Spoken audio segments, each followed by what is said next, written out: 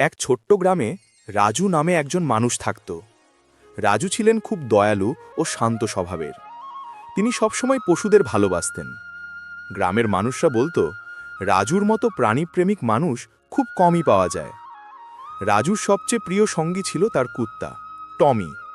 টমি ছিল একেবারে সাদা, লম্বা লেজ বিশিষ্ট কুত্তা। প্রথমে টমি এক কাঁচা ঘরে জন্মেছিল। রাজু একদিন বাজার থেকে আসার পথে দেখলেন একটি ছোট কুত্তা কাঁপতে কাঁপতে রাস্তার ধারে বসে আছে। রাজুর হৃদয় নরম হয়ে গেল। তিনি সঙ্গে সঙ্গে টমিকে বাড়িতে নিয়ে এলেন। প্রথম দিনেই টমি রাজুর সঙ্গে বন্ধুত্ব করে তুলল। রাজু সকালে উঠে প্রথমে টমিকে খাওয়াতেন, তারপর নিজের কাজে যেতেন। টমি সবসময় রাজুর পিছু পিছু চলত। গ্রামের লোকেরা হেসে বলতো, দেখ, টমি আর রাজু যেন ছেদে মিশে গেছে। একদিন গ্রামের পাশের বন থেকে হঠাৎ একটি শিয়াল বেরিয়ে এলো। শিয়ালটি এক পশুর খোঁজে এসেছে। রাজু তখন ক্ষেতের পাশে কাজ করছিলেন।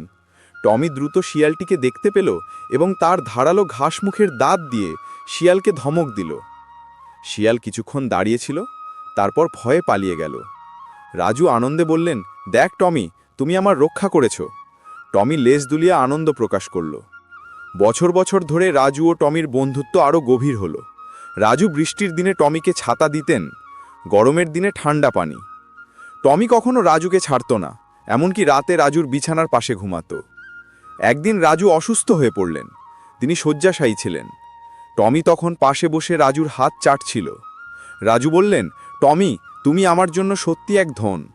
টমি যেন বোঝে, আরও ঘনিষ্ঠভাবে রাজুর পাশে শুয়ে রক্ষা করল।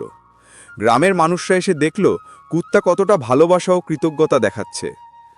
রাজু ধীরে ধীরে সুস্থ হয়ে উঠলেন। সেই দিন থেকে তিনি আরও সচেতন হলেন প্রাণীর প্রতি যত্ন নেওয়ার ব্যাপারে। তিনি গ্রামে সবাইকে বলতেন, প্রাণীর সেবা করো, তারা তোমাকে কখনো ভুলবে না। বছরের পর বছর রাজু ও টমির সম্পর্ক আরও দৃঢ় হলো। টমি শুধু রাজুর কুত্তা ছিল না, সে ছিল তার বন্ধু, রক্ষাকর্তা ও পরিবারের অংশ। রাজু তার জীবনের শেষ দিন পর্যন্ত টমিকে পাশে পেয়েছিলেন, আর টমি রাজুর প্রতি ভালোবাসা কখনো ছাড়েনি। এই গল্প আমাদের শেখায় যে মানুষ ও প্রাণীর মধ্যে থাকা সত্যিকারের বন্ধুত্ব, ভালোবাসা কখনো সময়ের সাথে ম্লান হয় না। যত্ন, ভালোবাসা ও বিশ্বাস থাকলেই সম্পর্ক অটুট থাকে।